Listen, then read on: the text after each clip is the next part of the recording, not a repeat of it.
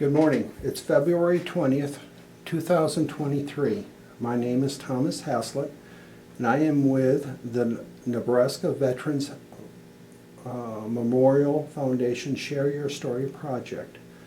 Bellevue University is a sponsor of the NVVMF Memorial Park project, and I am here at Bellevue University Veterans Center with Air Force veteran William Harrison, who has agreed to share his story for the Library of Congress Veteran History Project and the Nebraska Veterans Memorial Park Project. To begin with, let me find a little background of where you were born. Good morning. Good morning. And thank you for doing this. It means a lot to me, and I'm honored to be part of this. I was born in Milwaukee, Wisconsin in 1943. I was technically a war baby. World War II was actively going on, and I was born in March in Milwaukee, and then soon after that we moved to the Chicago area where I grew up, actually. But all my ancestors were from the Milwaukee, Wisconsin area. Tell me a little bit about your high school time and how good you were in basketball and football. Not very good, not very good. I was mainly a swimmer, and I still swim. That's how I try to keep myself in shape after all these years. But I swam on the swimming team in high school, and that was in Lake Forest, Illinois, Lake Forest High School, and we are currently working on our 60th class reunion in the fall. I graduated in 1961 from high school. And then intramural sports, the typical basketball and all those, but I wasn't really that good. So did you, But I could swim. what kind of occupation were your parents in? Well, my dad was a physician, and my mom, actually, growing up, my mom in Milwaukee was a professional dancer. And she did a lot of exotic dances. Very interesting. Was she with a troupe or? Both as a troupe and individual performances. Really? Yeah, she performed all over, and then she married my dad, and of course my dad went to medical school in Wisconsin, and then became a doctor, and they lived in Florida when they retired. Really? What kind of doctor was he? And he was in the Navy. Oh. He was a medic in the Navy and sailed on ships around the world, and I have two beautiful German beer steins about this tall that he got over in Germany, and I've got them up on my fireplace mantle. They're beautiful, unbelievable Really? beer steins. I could never finish one of them. I was going to ask you that. So that's high school, pretty much. And then after high school, I went to college in Iowa. And then after that, I went to graduate school in Arizona. And then during graduate school, all my buddies were getting drafted for Vietnam, and this was about 1965, 66, and that time frame. They were all going over there, and I knew I was on the list to be called up, and so I enlisted in the Air Force. I took the AFOQT, which is the Air Force Officer Qualifying Test, and got into officer training school at Lackland. And that was the end of school and the beginning of my military. Oh, let's go back to college. What was your degree? What Geology. Geology. Yep. I was a rock hound. Was that one of your interests or hobbies? Yes. It's been a lifelong hobby, and I have a huge rock collection at home. And I do some traveling and bring it to grade schools and give a little presentation on what rocks and minerals are and where they're from around the world. And they're from all over the world. What's the best find that you have ever found in a rock? Boy, that's hard to say because there's so many. I think the ancient fossils were the most interesting of ancient sea creatures and things that lived in the ocean. So do you... Most interesting. And they give you an idea of how many millions of years old those rocks were when those sea creatures became fossilized. We're talking hundreds of millions of years ago. Do you have any siblings? I'm the last sibling. I had a brother and a sister who both passed away, and we were exactly 7 years apart. My sister was 7 years older and my brother was 7 years younger. No military. I'm the only military one in the military brat in the family, but I'm the only survivor. So Thank God. You joined the Air Force because it was around the time of the draft? And I knew I was going in one way or the other, and I thought, I want to go in as an Air Force officer and not as a combat veteran. My friends were all being drafted and going in as combat veterans, and I lost a lot of them. Oh, really? Were any from high school? Yes. Really? Yeah. Starting in high school when I graduated in '61, shortly after that, it was before the lottery system. They didn't have the lottery when, at that time. That came in a little bit later. You were just on the list and they would just go down the list. There was no lottery. And I knew my chances of getting drafted were 100%. And I wanted to go in and do this instead. Did your friends,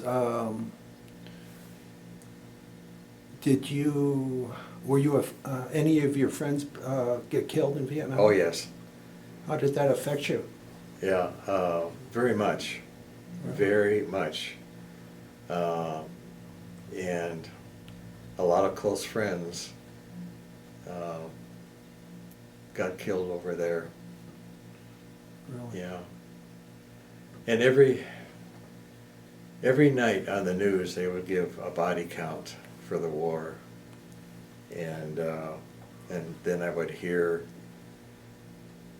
from various places about this friend of mine that had gotten killed or wounded.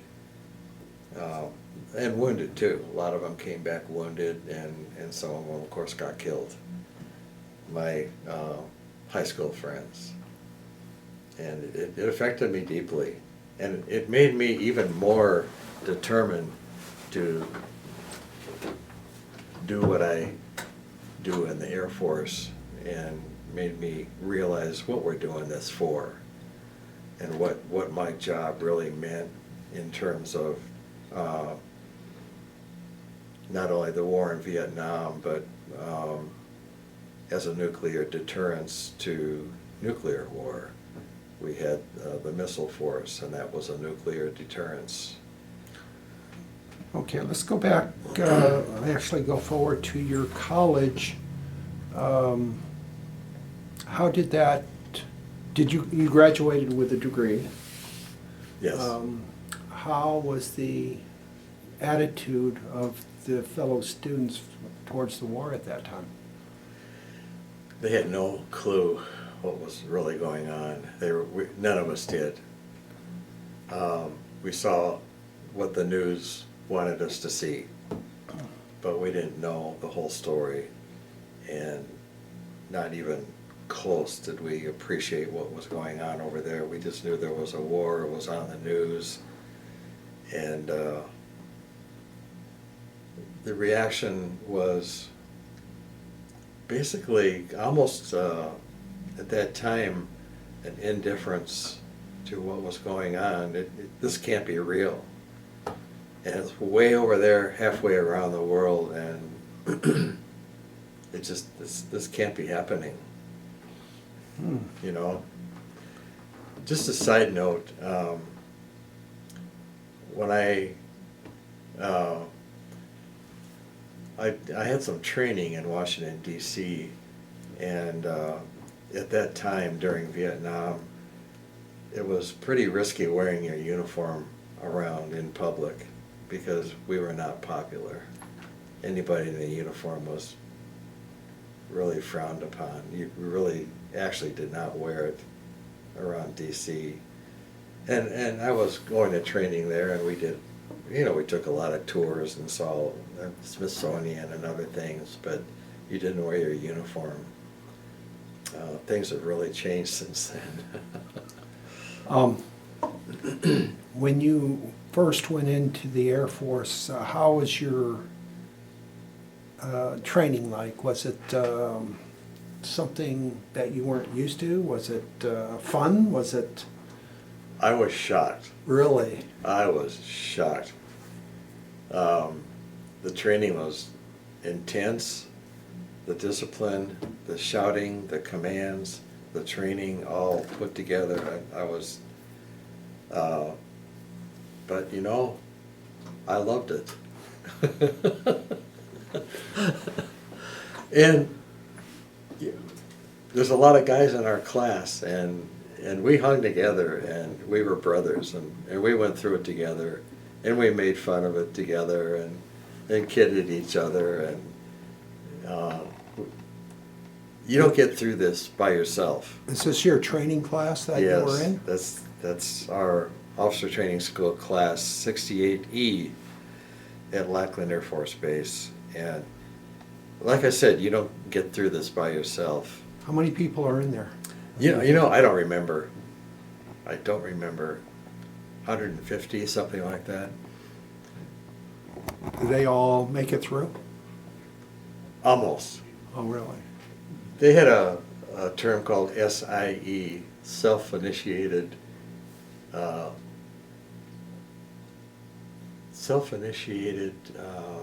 exit, where you could request to get out, and they'd let you out, and then you would come back as an airman.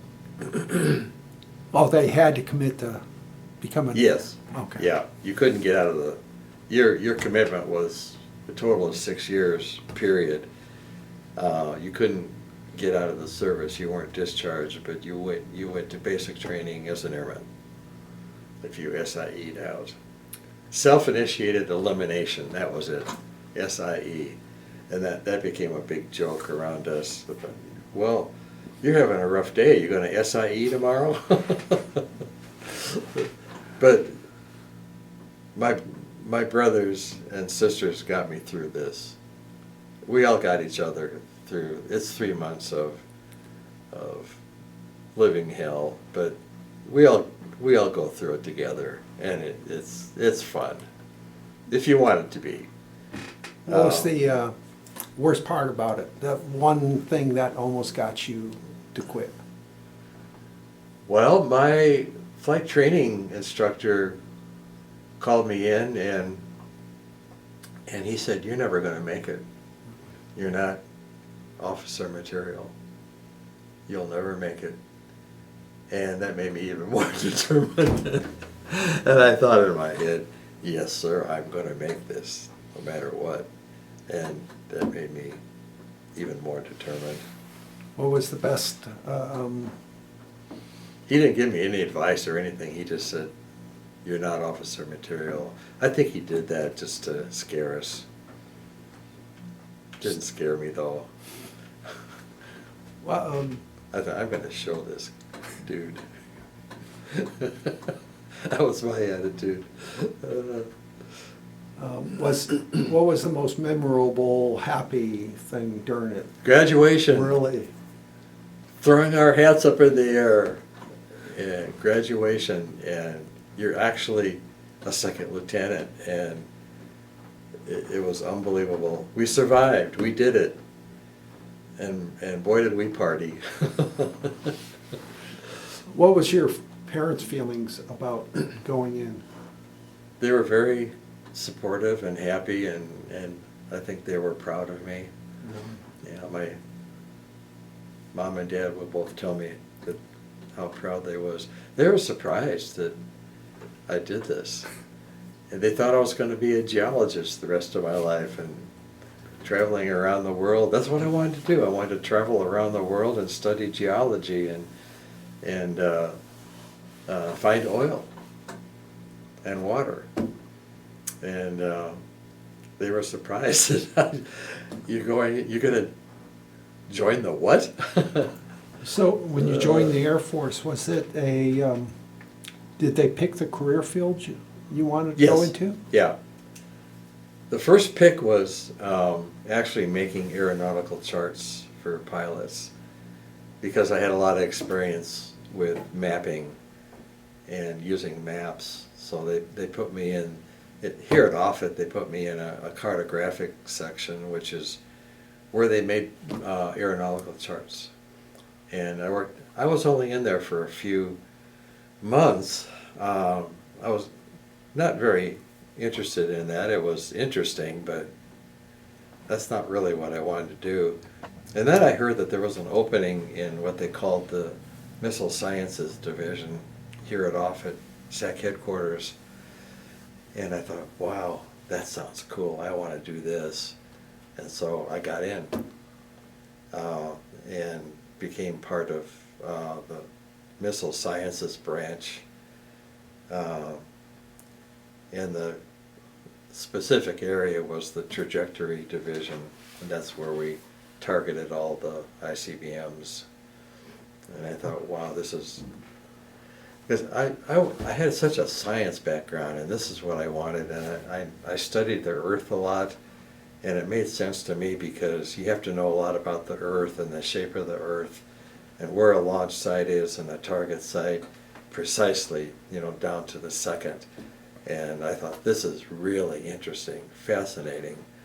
And they sent me to school, excuse me, and I learned a lot about the technical foundation of Earth science for firing missiles and hitting targets. How You have long was a launch that? site and a target site, and they're both specifically designated on the Earth's surface. You know this. Well, but how long was that class or the school? I believe it was 3 months, give or take. What was the hardest part of that class?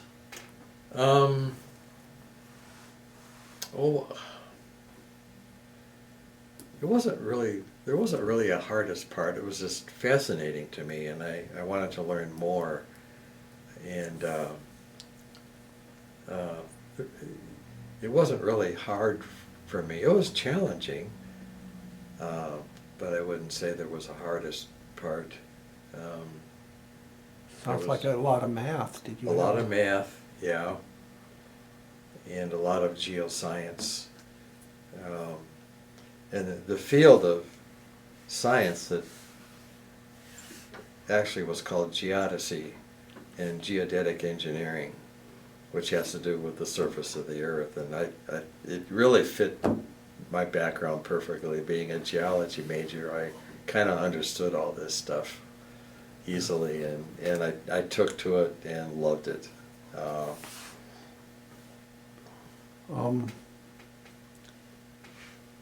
So when you graduated from that, you came back to Offutt, Yes. and you How big was that field? You said there was one division here and one division here, as in branches. How big was your squadron? Very small, Oh, really? very specialized, very small. I say 10 to 12 people total in the missile sciences division. And then my section, there were only 3 of us. And we did the targeting, and then there was another section of maybe 5 more. So it was pretty small and specialized. And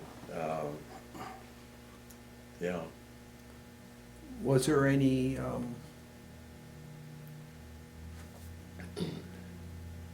second thoughts because of what your job was doing, targeting another country? Was there feelings about that, or? Oh, there always is when you're talking nuclear missiles hitting another possibly populated area. It's very scary. Oh yeah, there were a lot of feelings, and we kept on being reminded that our mission was to prevent war, not to send missiles. The purpose was not nuclear war. This was a deterrent to nuclear war so that it would never happen. So that was the saving grace of this whole mission. And our mindsets had to be focused on that and not about nuclear destruction. They had to be nuclear war deterrence, because what we wanted to avoid at all costs was what they called mutually assured destruction, MAD. That was the no-no. And we would do anything possible to stop that from happening. That was from Curtis LeMay himself. Yeah, that was our purpose. That's why we were here. Did you see Not that? to bomb, but to stop from bombing. You ever see the man? Yes. Really? Yeah, I never met him personally, but did see him with his cigar. We all loved him. He was our hero. Was there, to sidetrack, where did you meet your wife? I met my wife at a Christian singles dance here in Omaha 33 years ago. Really? Yeah, and I was out of the Air Force by then, but yeah, we met here in Omaha and got married about 1.5 years later. Well, then let me go back in, because I thought you married in the military. So let me go back into the military. What was any sad or stories that you bothered you while you were in the military? Other than seeing my friends get wounded in combat, and other than that, no, there's some funny Oh, stories. well, okay, let's explore those. Well, one funny story was at SAC headquarters, there's a Minuteman missile standing right in front of Building 500. And somebody put a smoke bomb in that one morning. You saw smoke coming out of the end of this missile. And it was very, very interesting.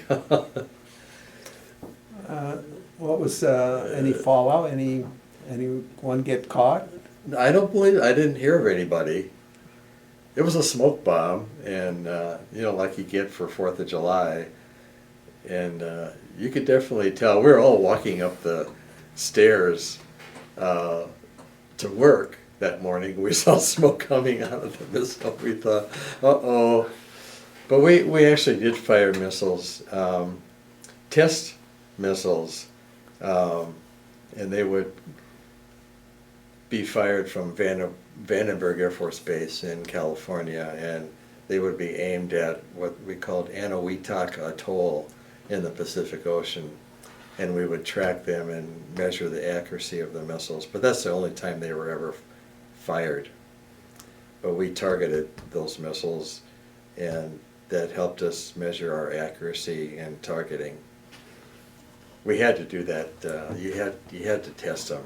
So Eniwetok is very remote, no people, and of course now I don't know what it's like. There may be people there now, but if there's anything left of the island. At the Vandenberg, how close were you to the launch? We would see it from a building on base, and they would fly us, a few of us, over there for selected launches, and not every launch, but we'd get a chance to fly over there and see it from on base remotely, because we could see it go off. Could you hear it? Yes, Oh, could feel it. oh, really? Yeah. Shake the whole building? Yes. What did it surprise you the first time going off? Yeah, it was exciting. Really? Yeah, it was quite a thrill to see that thing go off. And it was fast. I mean, it's gone. Did you actually sit through the launch sequence? I'm trying to remember. I believe we did. I believe we did. In a bunker. Really? Yeah, it was very interesting. Yeah, but what was cool about it was that you kind of see the results of your work, because they wanted to show what they called junior officer. They wanted to show them the results of our work, basically, and it really was a morale booster.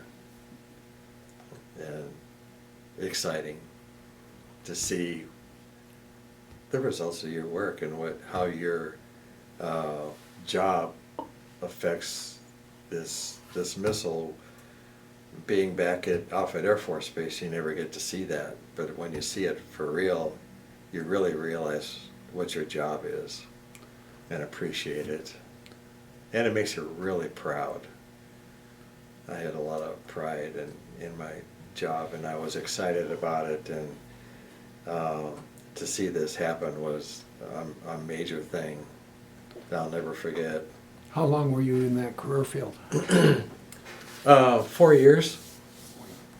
What did you do after that? Well then, after I got out of the Air Force, my 4 years was up, and then I got civilian work in Omaha. Oh. And stayed in the Omaha area ever since. Oh, I wanted to go back to you were a courier? What did the courier do in the Air Force? Oh, courier. Okay, that's what they call an additional duty. And there were a lot of additional duties. I was safety officer and of the wing, and this top secret courier additional duty was to deliver targeting materials to the various missile sites around the country. And we start in North Dakota, and then go to F.E. Warren and down the coast, and we'd make a tour around the country on this T-39 jet and deliver targeting materials. At that time, you had to deliver them personally to the missile sites. And then the other part of that was escorting top secret material from Offutt SEC headquarters to the Pentagon. So we flew to the Pentagon a lot. Well, we flew to Andrews Air Force Base. And then I had an armed guard with me, and we'd open up the belly of the plane and unload all this classified material. And first you have to greet the receiving officer, who would pick it up with his armed guard. And then and after the saluting and ceremony was over, then I flew back to Omaha. But I did that quite a bit. And one little story about that is I had never flown in a T-39 before. But it's a beautiful little plane. It's like a private jet. And I didn't know it had air brakes. And the pilot kind of played a joke on me the first time on my first flight, and he deployed that air brake before we landed and scared the living daylights out of me. I thought we were going to die. And it's a little thing that goes like this in the belly of the plane, and it just literally drops out of the sky, and oh, that was fun. He laughed. I could hear the pilot laughing, and I said, "What did you do?" I said, "Sir." What does that badge there represent? Well, this is a missileman badge, better known as a pocket rocket. I never got to wear it because I actually got it as I was leaving the Air Force, so I never really got a chance to wear it, but I kept it all these years. It's a pocket rocket. That's what it is, a pocket rocket, and you wore it right here. And it represents time and duty, or? It's after 3 years of missile science, you qualify for that badge.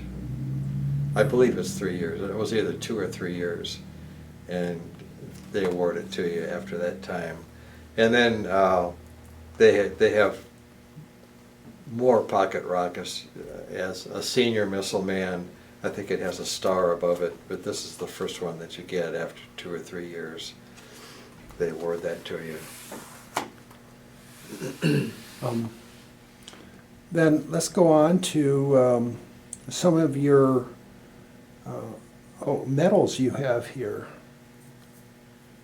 The small arms, did you have to qualify in that because what you were carrying, or? That was in OTS. You're taught how to fire a handgun, and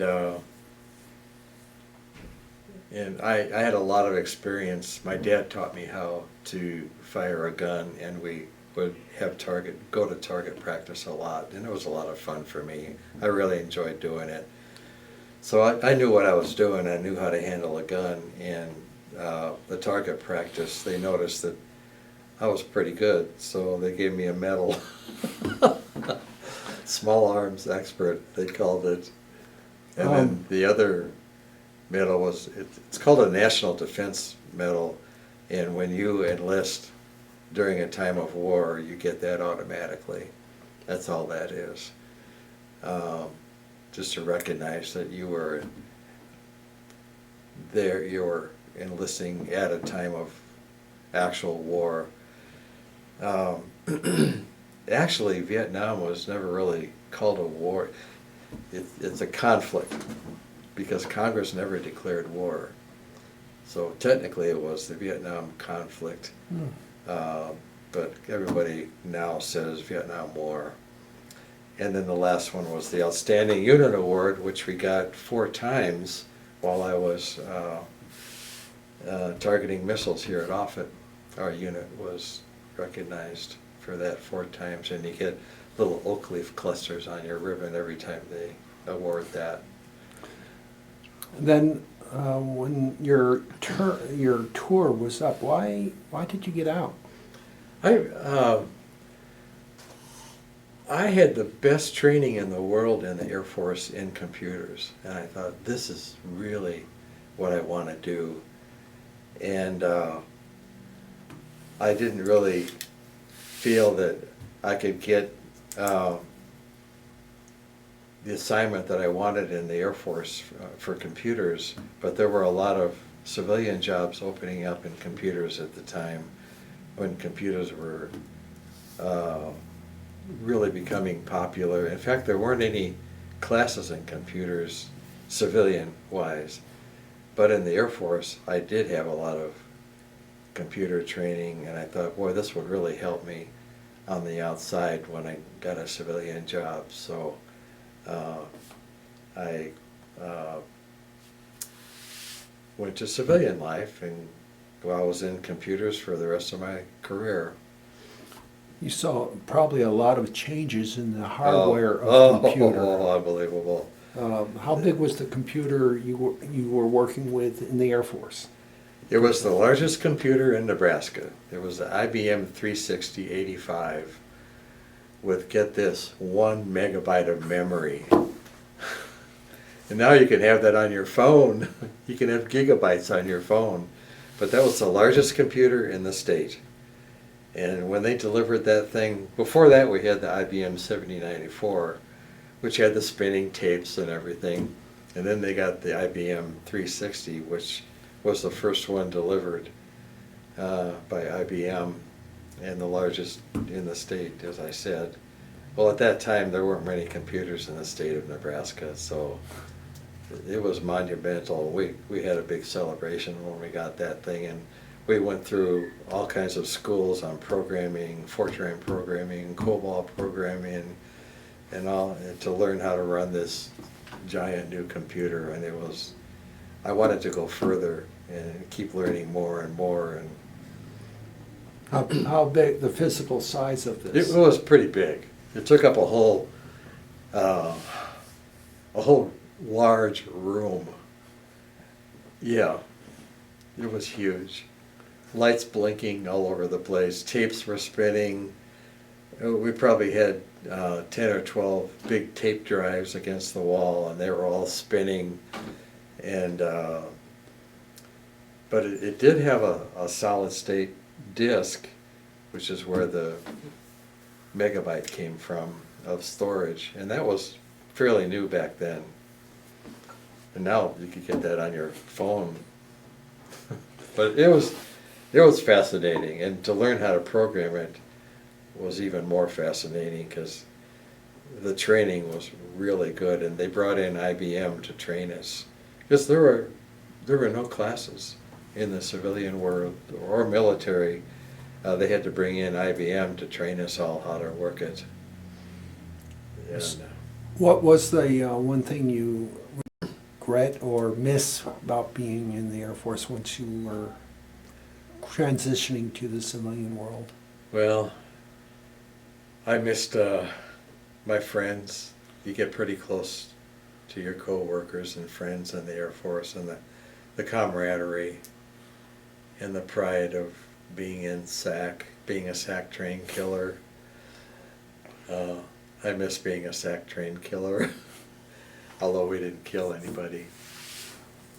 Just an expression.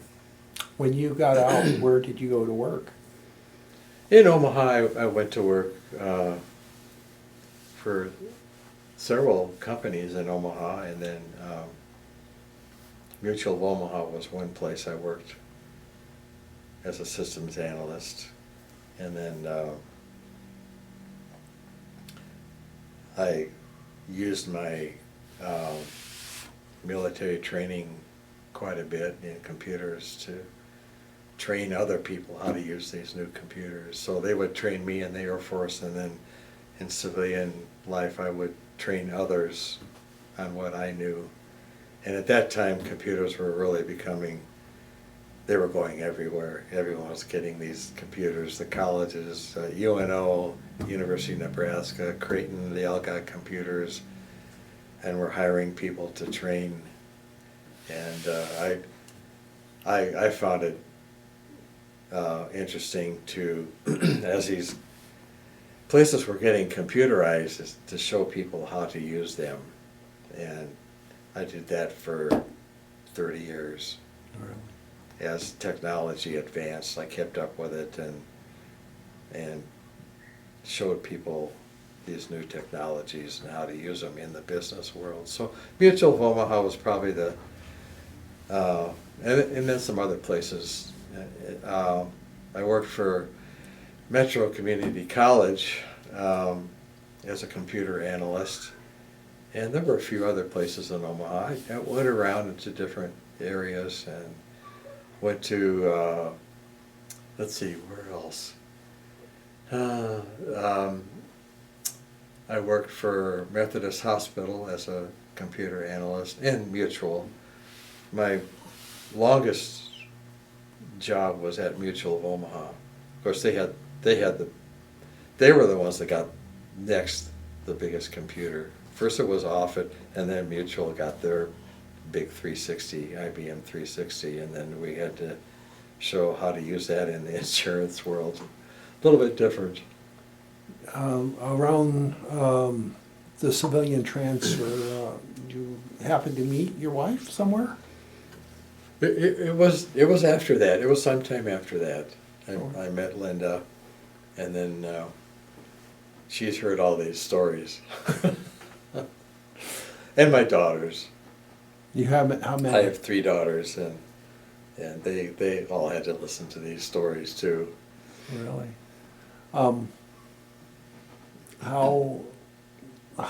When you got out of the Air Force to where you got married, how long was that?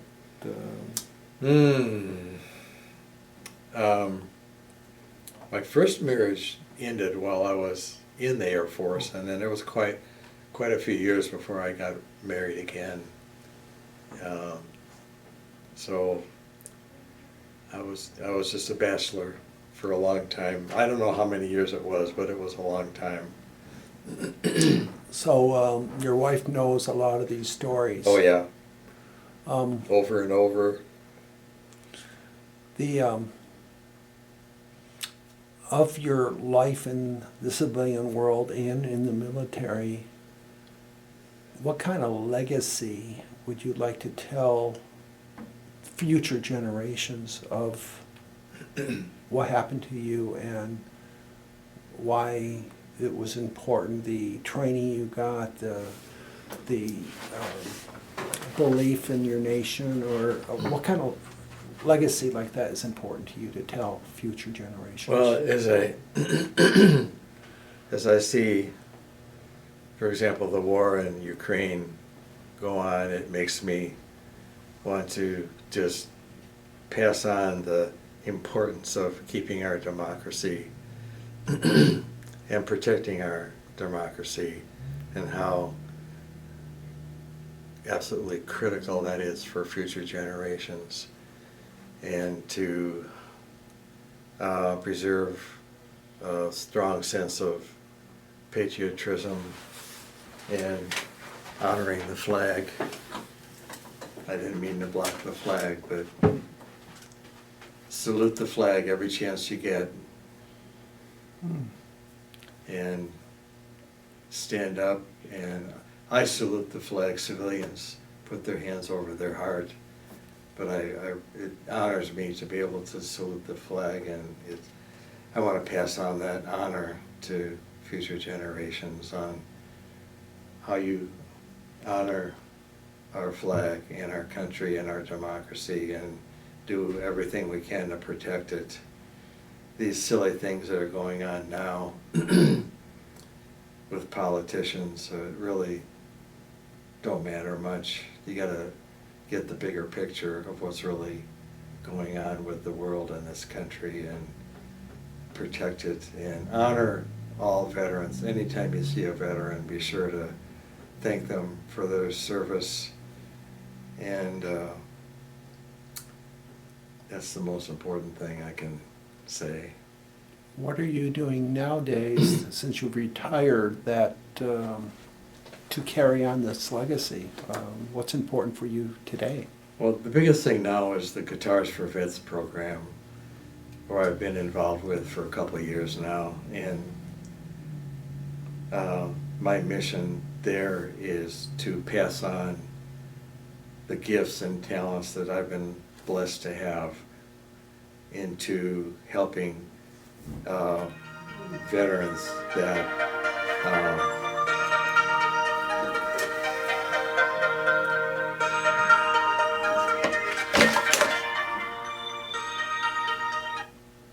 I'm sorry, I apologize. To help veterans that have PTSD and other traumatic problems from combat and injuries, how to apply music therapy to help them with their difficulties. And it's been really rewarding for me, and I'm honored to serve them, basically. Is there one story that really brings that to light with working with these vets that you can tell?